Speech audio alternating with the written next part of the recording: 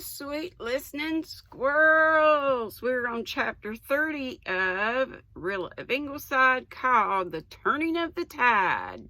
Yay! So it's turning in our favorites, bound to. Susan was very sorrowful when she saw the beautiful old lawn of Ingleside plowed up that spring and planted with potatoes. Yet she made no protest even when her beloved peony bed was sacrificed. But when the government passed the daylight saving law, Susan balked. There was a higher power than the Union government to which Susan owed allegiance. "Do you think it's right to meddle with the arrangements of the Almighty?" she demanded indignantly of the doctor. The doctor, quite unmoved, responded that the law must be observed and that Ingleside clocks were moved on accordingly. But the doctor had no power over Susan's little alarm. I bought that with my own money, Mrs. Doctor dear," she said firmly, "and it shall go on God's time and not Borden's time." Hear, Susan. I don't like the changing of the times either. Susan got up and went to bed by God's time and regulated her own goings and comings by it. She served the meals under protest by Borden's time, and she had to go to church by it, which was the crowning injury. But she said her prayers by her own clock and fed the hens by it, so that there was always a furtive triumph in her eye when she looked at the doctor. She'd got the better of him by so much at least. "Whiskers on the Moon is very much delighted with this daylight saving business," she told him one evening. Of course, he naturally would be, since I understand that the Germans invented it. "I hear he came near losing his entire wheat crop lately. Warren Mead's cows broke into the field one day last week. It was the very day the Germans captured the Chemang Dam, which may have been coincidence or may not, and were making fine havoc of it when Mrs. Dick Clow happened to see them from her attic window. At first she had no intention of letting Mr. Pryor know. She told me she had just gloated over the sight of those cows pasturing on his wheat. She felt it served him exactly right. But presently she reflected that the wheat crop was a matter of great importance, and that save and serve meant that those cows must be routed out, as much as it meant anything. So she went down and phoned over to Whiskers about the matter. All the thanks she got was that he said something queer right out to her. She's not prepared to state that it was actually swearing, for you cannot be sure just what you hear over the phone. But she has her own opinion, and so have I, but I will not express it. For here comes Mr. Meredith, and Whiskers is one of his elders, so we must be discreet." "Are you looking for the new star?" asked Mr. Meredith, joining Miss Oliver and Rilla, who were standing among the blossoming potatoes, gazing skyward. "Yes, and we have found it. See, it's just above the tip of the tallest old pine. It's wonderful to be looking at something that happened 3,000 years ago, isn't it?" said Rilla. "That's when astronomers think the collision took place which produced this new star. It makes me feel horribly insignificant," she added under her breath. "Even this event cannot dwarf into what may be the proper perspective in star systems the fact that the Germans are again only one leap from Paris," said Gertrude restlessly. "I think I would like to have been an astronomer," said Mr. Meredith dreamily, gazing at the star. "There must be a strange pleasure in it," agreed Miss Oliver, "an unearthly pleasure in more senses than one. I would like to have a few astronomers for my friends." "Fancy talking the gossip of the host of heaven," laughed Rilla. "I wonder if astronomers feel a very deep interest in earthly affairs," said the doctor. "Perhaps students of the canals of Mars would not be so keenly sensitive to the significance of a few yards of trenches lost or won on the Western Front." "I have read somewhere," said Mr. Meredith, "that Ernest Renan wrote one of his books during the siege of Paris in 1870, and enjoyed the writing of it very much. I suppose one would call him a philosopher. I have read it also, said Miss Oliver, that shortly before his death he said that his only regret in dying was that he must die before he had seen what that extremely interesting young man, the German emperor, would do in his life. If Ernest Renan walked today and saw what that interesting young man had done to his beloved France, not to speak of the world, I wonder if his mental detachment would be as complete as it was in 1870. I wonder where Jim is tonight, thought Rilla in a sudden bitter inrush of remembrance.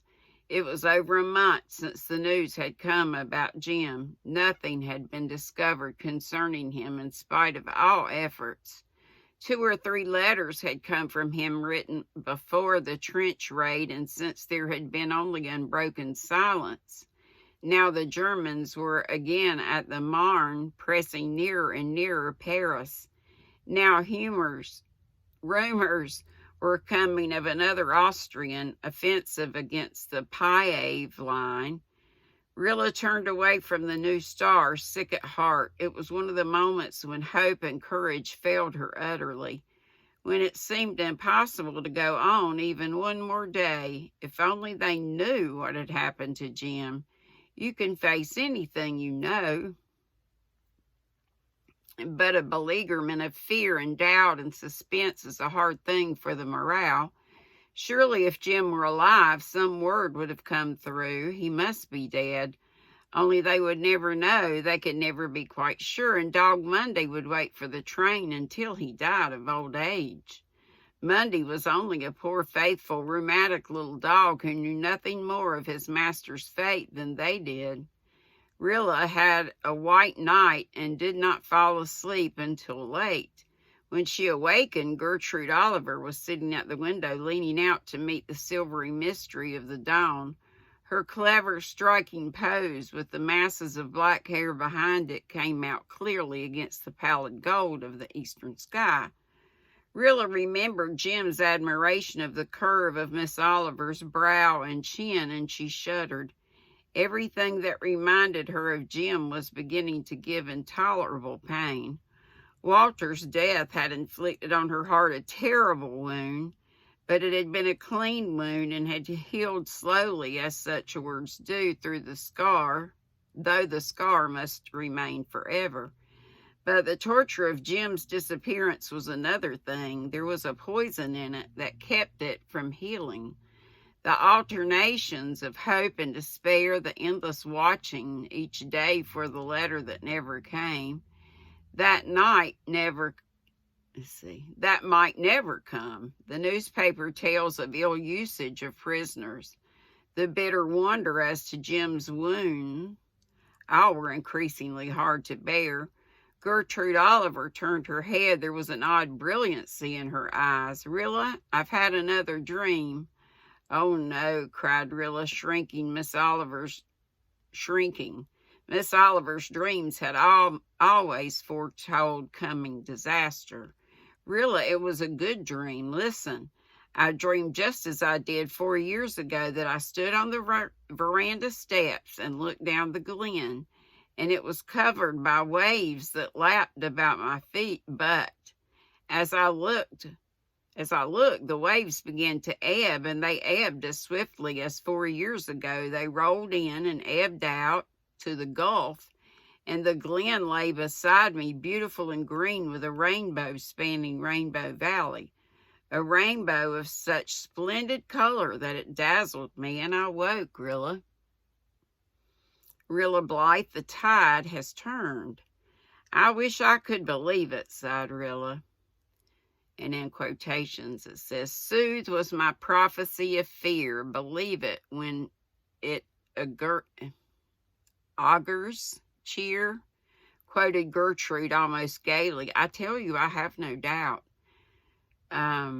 Yet, in spite of the great Italian victory at the Piave that came a few days later, she had doubt many a time in the hard month that followed, and when in mid-July the Germans crossed the Marne again Despair came sickeningly. It was idle they all felt to hope that the miracle of the Marne would be repeated.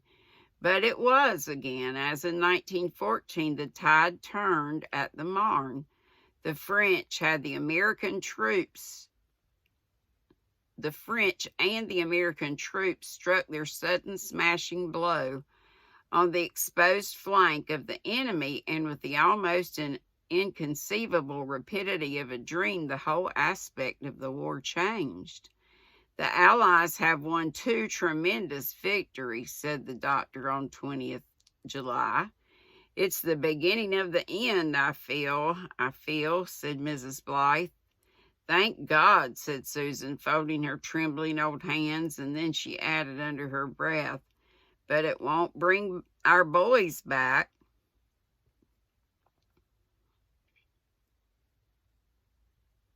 Okay, but it won't bring our boys back. Hang on. Come on. Can't get the page to turn. Won't bring our boys back. Nevertheless, she went out and ran up the flag for the first time since the fall of Jerusalem. As it caught the breeze and swelled gallantly out above her, Susan lifted her hand and saluted it as she had seen Shirley do. We've all given something to keep you flying, she said. 400,000 of our boys gone overseas. 50,000 of them killed, but you are worth it. The wind whipped her gray hair about her face, and the gingham apron that shrouded her from head to foot was cut on lines of economy, not of grace. Yet somehow, just then, Susan made an imposing figure. She was one of the women, courageous, unquailing, patient, heroic, who had made victory possible. In her, they all saluted the symbol for which their dearest had fought. Something of this was in the doctor's mind as he watched her from the door. Susan, he said when she turned to come in, from first to last of this business, you have been a brick. And that's a good thing. That means like brave, held up.